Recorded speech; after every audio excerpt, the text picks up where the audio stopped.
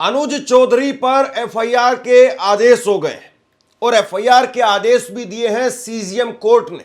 और CGM court ने FIR के आदेश देते वक्त जो टिप्पणी की है वो बहुत महत्वपूर्ण है। सीजीएम कोर्ट ने कहा है कि प्रथम दृष्टया में जो आरोप लग रहे हैं ये सही हैं, इसलिए अनुज चौधरी पर, अनुज तोमर पर, अनुज चौधरी जो उस वक्त में सीईओ थे, अभी उनको प्रमोशन देकर के योगी आदित्यनाथ की सरकार ने उस हिंसा के बाद में 9 महीने बाद में प्रमोशन मिला, वो एडिशनल एसपी बन गए हैं, एएसपी इस वक्त में।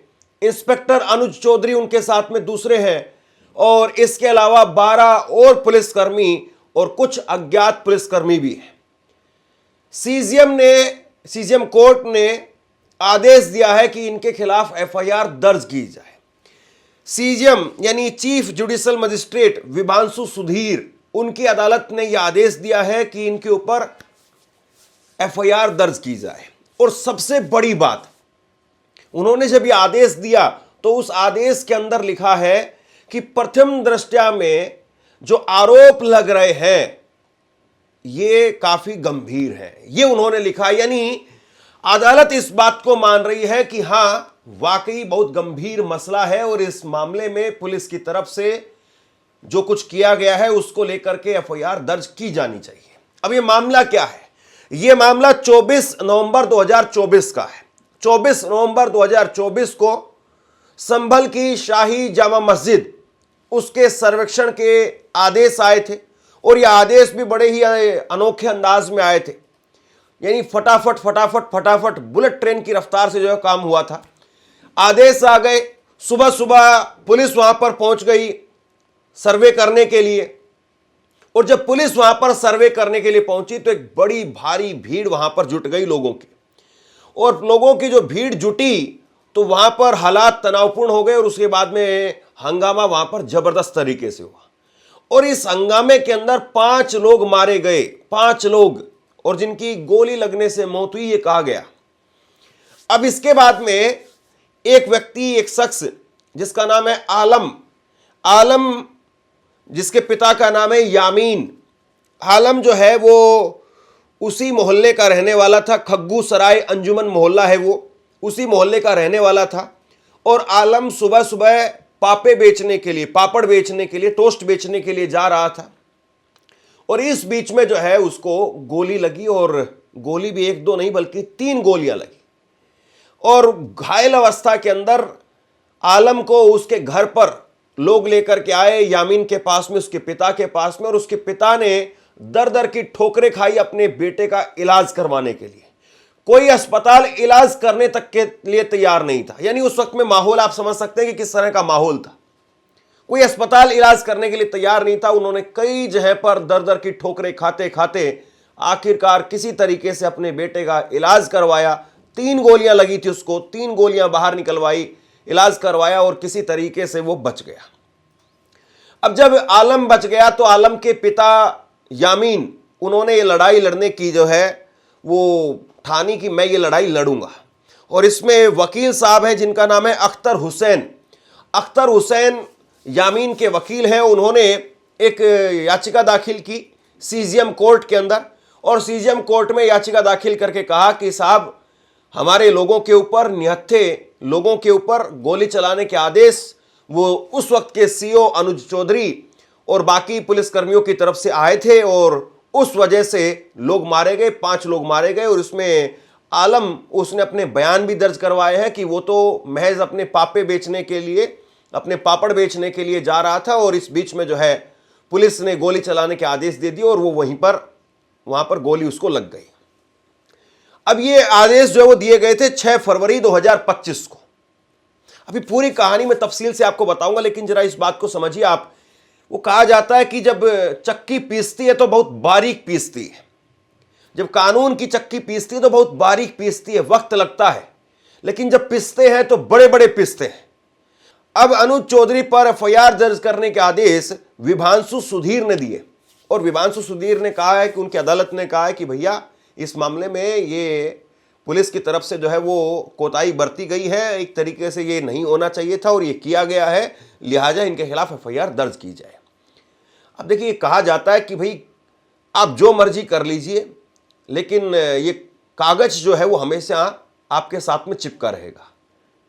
और ये कागज, ये संभल का कागज, ये अनुज चौधरी पर चिपक गया। अनुज चौधरी वो एक तरीके से अखिलेश यादव की सरकार का, आप ये कहिए कि उनके ऊपर हाथ पड़ा।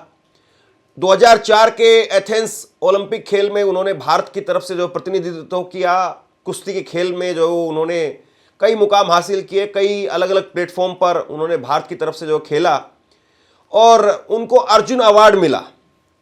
2012 के अंदर अखिलेश यादव की सरकार में वो सीईओ बने और आपको याद होगा आजम खान के साथ में भी इनकी एक बार झड़प हुई थी और उस वक्त में आजम खान ने कहा था कि अपना एहसान भूल गए हो तुम।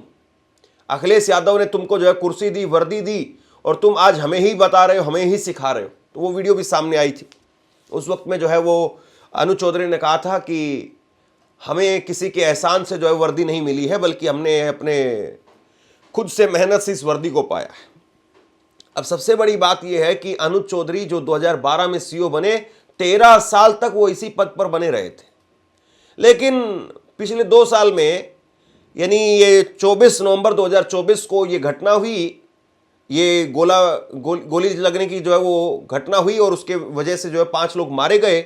और इसके 9 महीने के बाद में इनको 2025 के अंदर इनको एएसपी बना दिया गया। 13 साल बाद में एएसपी, एडिशनल एसपी जो है इनको बना दिया गया। 2012 में सीईओ बने थे। तो भैया मतलब कृपा तो आपकी रुकी हुई थी और कहां से कृपा शुरू हुई वो देख लीजिए आप। और दूसरी बात यह है, इसलिए मैंने कहा कागज हमेशा चिपका रहता है। इसी शहर ने, संभल ने जो है उनको पहचान दी, संभल की वजह से वो पॉपुलर हुए। आज के वक्त में इंस्टाग्राम पर उनके 9 लाख के करीब फॉलोवर हैं। बहुत सारी रील वो डालते हैं, बहुत सारी रील उनकी अपलोड होती है, वायरल होती है। वर्दी में भी कुछ रील जो है उनकी वायरल है, कुछ रील जो है वो डालते हैं, या और सोशल मीडिया पर उनकी बहुत सारी रील आपको देखने को मिल जाएंगी।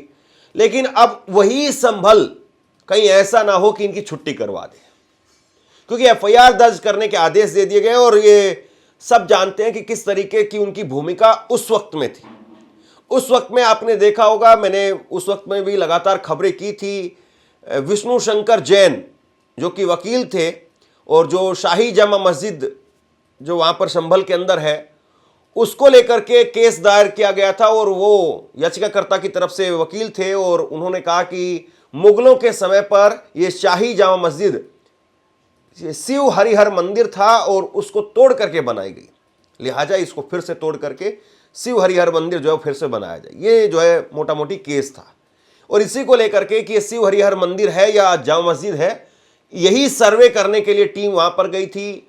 विष्णु शंकर जैन वो वहां पर थे और उनके साथ में जय श्री राम, जिंदाबाद, हर हर महादेव और इस तरह के नारे लगाने वाले लोगों की पूरी भीड़ थी, पूरी जमात थी।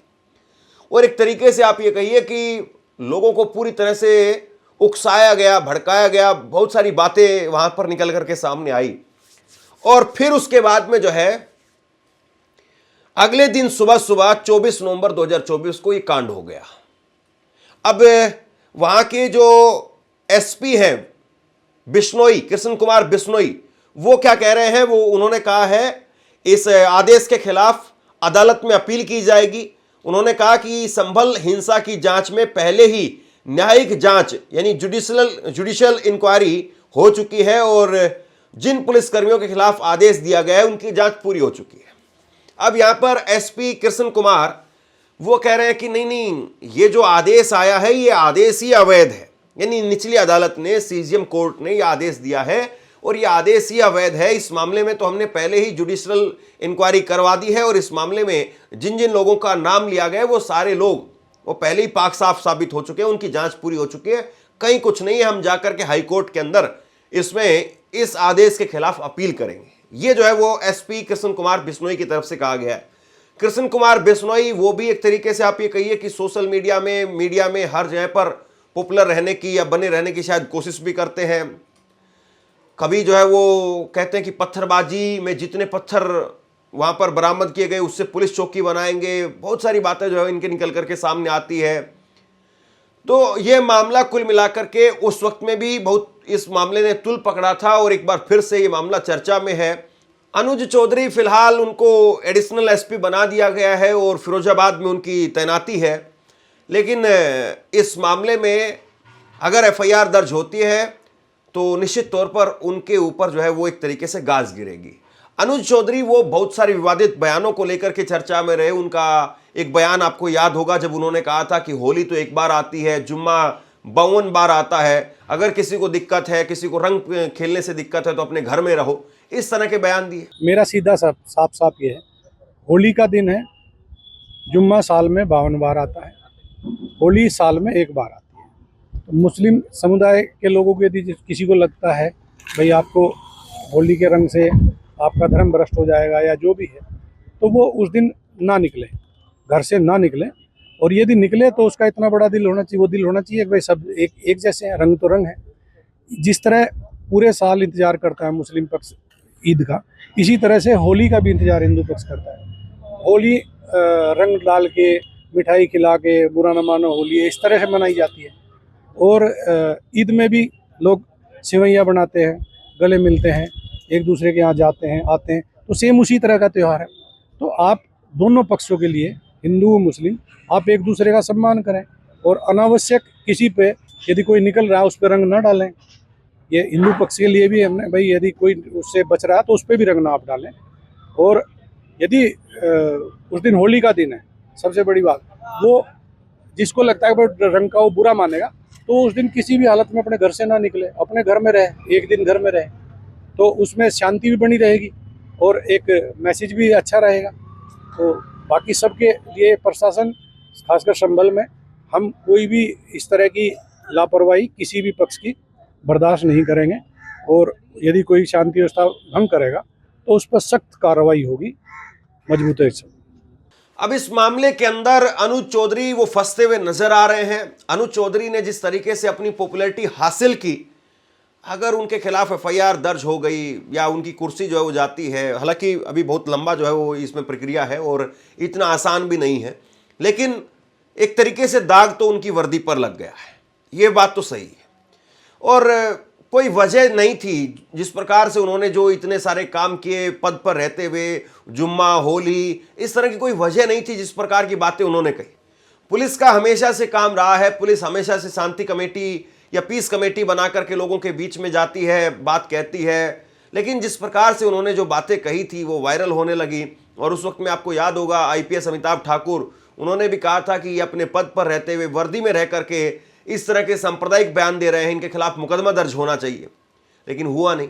मैं उसी वक्त की एक वीडियो आपको सुनाता हूं, आप ये सुनिए। ये इंदौर से एक वीडियो उस वक्त में वायरल हुई थी और जिसमें डीसीपी अभिनव कुमार विश्वकर्मा थे और उन्होंने जो कहा था वो कैसे वर्दीधारी को सूट करता है और कैसे एक वर्दीधारी को उसकी सख्त जरूरत होती है। और अनुज चौधरी वहां पर न केवल चूक गए थे, बल्कि ऐसा लगता है कि जानबूझ करके एक शरारत उनकी तरफ से थी, अब ना जाने क्यों थी। मिल करके मनाना है, मिल करके मनाना है। और मान लीजिए खुदा ना खास्ता कोई एक घटना होती भी है तो आप सभी लोग यहाँ पर समझदार नागरिक हैं। कोई अगर किसी छोटी बात को लेकर के विवाद हो जाए, गाड़ी टकरा गई या रंग डल गया या कोई थोड़ी सी हल्ला हो गया ज्यादा, कोई भी विवाद होता है तो हमें उसको सुलझाना है। सब हमारे भाई लोग हैं यहाँ पर, हमें उनको सुलझाना है ताकि किसी भी प्रकार का ऐसा घटनाक्रम बढ़े ना, हमारा क्षेत्र का नाम खराब ना हो। ये हमको सबको समझना है। यहाँ पे आप लोग कुछ बात अगर मुझसे कहना चाह रहे हैं, कोई आप लोग की समस्या है, कोई दिक्कत है, मुझे बताइए, मैं सुन लेता हूँ। क्या मैं कर सकता हूँ, मेरी मदद जितनी भी होगी मैं करूंगा। कोई पीछे बच्चे लोग खड़े हैं जो बताइए कोई समस्या हो, कोई समस्या नहीं। अभी तक रमजान बढ़िया चल रहा है, शराबियों में कोई दिक्कत तो नहीं आ रही है, इफ्तारी वगैरह बढ़िया से हो रही है, शहरी में कोई दिक्कत नहीं, नमाज में कोई दिक्कत नहीं, कहीं भी कोई समस्या हो, हम सब आप ही लोगों के लिए हैं। बस आपका सहयोग ही चाहिए सर, हमारा सहयोग रहेगा, लेकिन साथ साथ में हम आपका सहयोग भी मांग रहे हैं। बिल्कुल सर, आपके साथ ही आपका सहयोग करके इस क्षेत्र में शांति व्यवस्था को बना के रखेंगे। शांति व्यवस्था बनी रहेगी तो हम लोग बहुत आराम से रहेंगे। आप लोग भी अच्छे से त्योहार मनाइए, बाकी लोग भी अच्छे से त्योहार मनाएंगे और सब लोग जो है बहुत ही शांतिपूर्ण रूप से यहाँ हमारे क्षेत्र का नाम भी बना रहे। हमारा वादा है, हमारे क्षेत्र से कभी कुछ नहीं होगा। आपका वादा है, लेकिन आपके साथ में जो और लोग सबका वादा है, पूरा काकड़ का वादा है। आप लोग आज अपने अपने घरों में जाएंगे, अपने कभी क्षेत्र में उत्पाद नहीं जाएंगे। करना आप लोगों को। अभी नहीं, वो भी जाए तो खुल जाना है। मेरी कुछ दरख्वास्त है, आप लोग एक बार सुन लीजिए। आज जितने लोग यहाँ पर खड़े हुए हैं, जब आप लोग अपने घर पे जाएंगे, अपने मोहल्ले में जाएंगे, वहाँ पे आपके साथी होंगे, आपके मित्र होंगे, 4-5 लोग जिनके साथ आप चाय पीते होंगे, खाना खाते होंगे, दोस्ती यारी करते होंगे, उन सबके साथ में भी इस बात को शेयर करना है। उनको ये बताना है कि मोहल्ला समिति का गठन किया गया है, इस प्रकार से हम लोग वहाँ पर। आपसे कुछ कहना चाहता हूं। आज के वक्त में पत्रकारिता करना कितना मुश्किल काम है, लेकिन अगर ऐसे में भी कोई आपकी खबर दिखा रहा है, कोई आपके मुद्दे पर बात कर रहा है, तो आपको भी उसका साथ देना चाहिए। अगर आपको लगता है कि मेरी पत्रकारिता सही है, मैं आपके लिए आपकी खबर वो दिखा रहा हूं, तो ऐसे में आप मेरा सहयोग कीजिए। आप इस वीडियो को जब लाइक करेंगे तो लाइक के साथ में ही एक थैंक्स का बटन आपको दिखाई देगा। उस थैंक्स के बटन पर आप क्लिक कीजिए और जो भी सहयोग राशि दे सकते हैं वो दीजिए। दूसरा, आप चैनल को ज्वाइन कर सकते हैं और चैनल को ज्वाइन करके भी मुझे मदद कर सकते हैं। बहरहाल अब देखना यही है कि कोर्ट ने जिस तरीके से फैसला सुनाया है, इसके बाद में हाई कोर्ट में इस मामले को जब चुनौती दी जाएगी तो हाई कोर्ट में मामला टिक पाएगा, नहीं टिक पाएगा, या हाई कोर्ट में फिर से अनुज चौधरी को क्लीन चिट मिल जाएगी। समाजवादी पार्टी के सांसद जियाउर रहमान बर्क ने अपने सोशल मीडिया अकाउंट एक्स पर कोर्ट के फैसले के बाद में पोस्ट किया और लिखा कि कानून से ऊपर कोई नहीं है, न वर्दी न ओधा। संभल हिंसा के दौरान एक युवक की गोली मारने के मामले में तत्कालीन सीओ समेत 12 पुलिसकर्मियों पर एफआईआर दर्ज करने का सीजीएम कोर्ट का आदेश एक ऐतिहासिक फैसला है। यह आदेश साफ संदेश देता है कि अफसर हो या आम नागरिक, कानून तोड़ने वाला बच नहीं सकता है। तो देखिए, अब इस मामले के अंदर जो है वो देखना होगा कि हाईकोर्ट का फैसला क्या निकल करके सामने आता है। लेकिन यह बात तो सही है कि आज के वक्त में, मौजूदा वक्त में मीडिया ट्रायल जिस तरीके से किया जाता है, या फिर जिस तरीके से यामीन के ने अपने बेटे को बचाने के लिए लड़ाई लड़ी, अलग अलग अस्पतालों की ठोकरें खाई और उसके बाद में कोर्ट के चक्कर काटे, तकरीबन 1 साल लग गया। 6 फरवरी 2025 को जो है वो याचिका दाखिल हुई थी और अब 13 जनवरी को जो है ये फैसला आया है। तकरीबन 1 साल जो है बीत गया।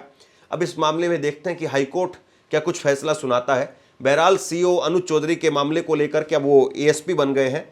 इस मामले को लेकर के और सीजीएम कोर्ट ने जो फैसला सुनाया है, इसको लेकर के आप क्या सोचते हैं, नीचे कमेंट बॉक्स में लिख करके जरूर बताइए। इस खबर को शेयर कीजिए। धन्यवाद।